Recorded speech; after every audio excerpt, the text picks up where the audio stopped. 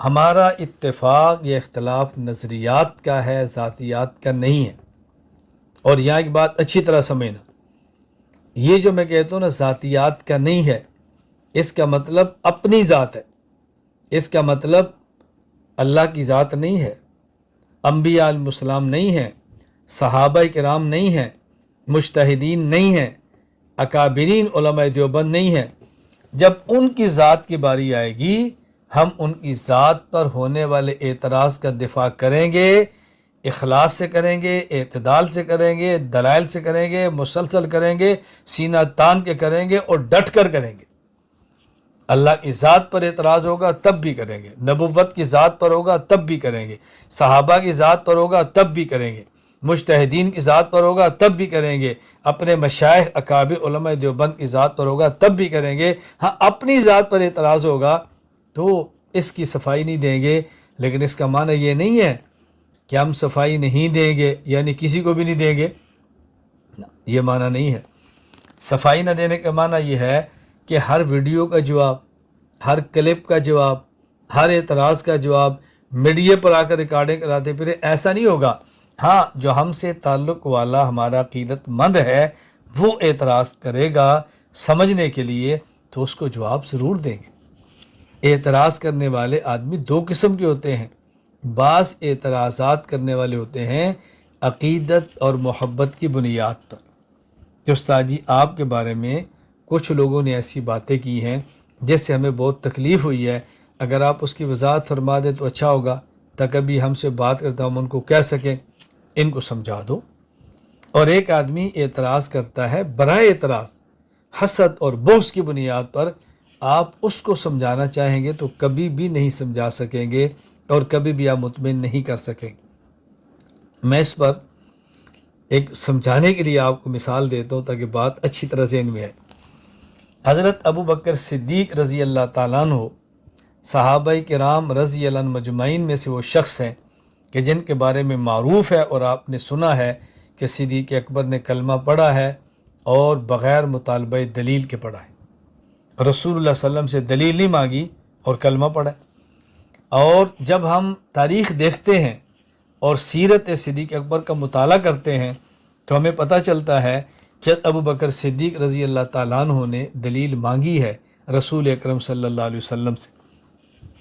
جب حضرت صدیق اکبر رضی اللہ تعالیٰ عنہ بغرض تجارت ملک شام کے سفر پر ہیں تو آپ نے خواب دیکھی اور خواب دے کر عیسائی راہب کے پاس گئے اور کہا میں نے خواب دیکھی ہے۔ اس نے اس خواب کی تعبیر یہ بتائی، اس نے کہا مکہ میں ایک شخص پیدا ہوگا یا ہوا ہے جس کا نام ہے محمد صلی اللہ علیہ وسلم، انت تکون وزیرہ فی حیاتہ و خلیفتہ بعد مماتہ، جب وہ دنیا میں ہوگا تو اس کا وزیر ہوگا اور جب وہ دنیا میں نہیں ہوگا تو اس کا جانشین اور خلیفہ ہوگا۔ حضرت ابو بکر صدیق رضی اللہ تعالیٰ عنہ نے یہ خواب کی تعبیر سن لی، مکہ مکرمہ میں آئے، نبی پاک صلی اللہ علیہ وسلم سے دوستی تھی، محبت تھا، تعلق تھا۔ جب دیکھا تو حضور پاک نے کلمہ کا اعلان کیا ہوا تھا۔ ابو بکر صدیق نے کہا مد دلیل علی ما تدعی یا محمد صلی اللہ علیہ وسلم، اے محمد جو آپ نے دعوی نبوت فرمایا ہے اس دعوی نبوت پر دلیل کیا ہے؟ اللہ اکبر، اللہ اکبر۔ حضرت صدیق اکبر نے پوچھا مد دلیل علی ما تدعی یا محمد، اے محمد تمہارے دعوی نبوت پر دلیل کیا ہے؟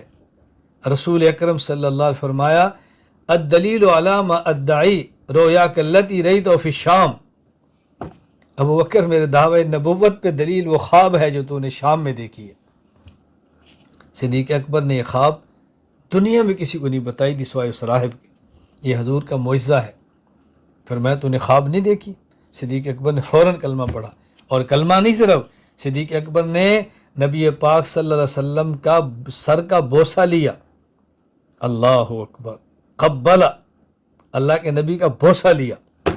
میں کبھی کہا کرتا ہوں صدیق اکبر کی بہت ساری خصوصیات ہیں، ایک بہت بڑی خصوصیت یہ ہے کہ جب کلمہ پڑھ کے حضور کے حلقے میں شامل ہوئے اور جب پہلی نظر اللہ کے نبی پر اس طرح پڑی ہے، جب کلمہ پڑھا ہے تو صدیق نے حضور کی پیشانی کا بوسہ لیا ہے، اور جب اللہ کے نبی کو صدیق نے دنیا سے رخصت کیا ہے تو حضور کا بوسہ لیا۔ پہلے ملاقات پر بھی بوسہ ہے، یعنی حالت اسلام میں، اور جب رخصت کیا ہے تو آخری ملاقات پر صدیق حضور کا بوسہ لے رہے ہیں۔ بتاؤ یہ اعزاز دنیا میں کس کو ملے ہوں گے؟ حضرت صدیق تو صدیق ہے نا، میں کیا بتاؤں آپ کو رضی اللہ تعالیٰ۔ میں تو عرض یہ کر رہا ہوں، اب دیکھو ہم کیا سنتے ہیں کہ آپ نے کبھی دلیل نہیں پوچھی، اور پڑھتے کیا ہے دلیل پوچھی ہے۔ فرق کیا ہے؟ دلیل نہ مانگنے کا معنی یہ ہے کہ صدیق اکبر نے رسول اکرم صلی اللہ علیہ وسلم سے اناد، حسد، بغض اور پھڈے میں دلیل نہیں مانگی۔ تو نبوت کا اعلان کرتا ہے، کیا دلیل ہے؟ کس بنیاد پہ کرتا ہے؟ اور جہاں کہتے ہیں آپ نے دلیل مانگی ہے، وہ دلیل محبت اور دلیل عقیدت ہے۔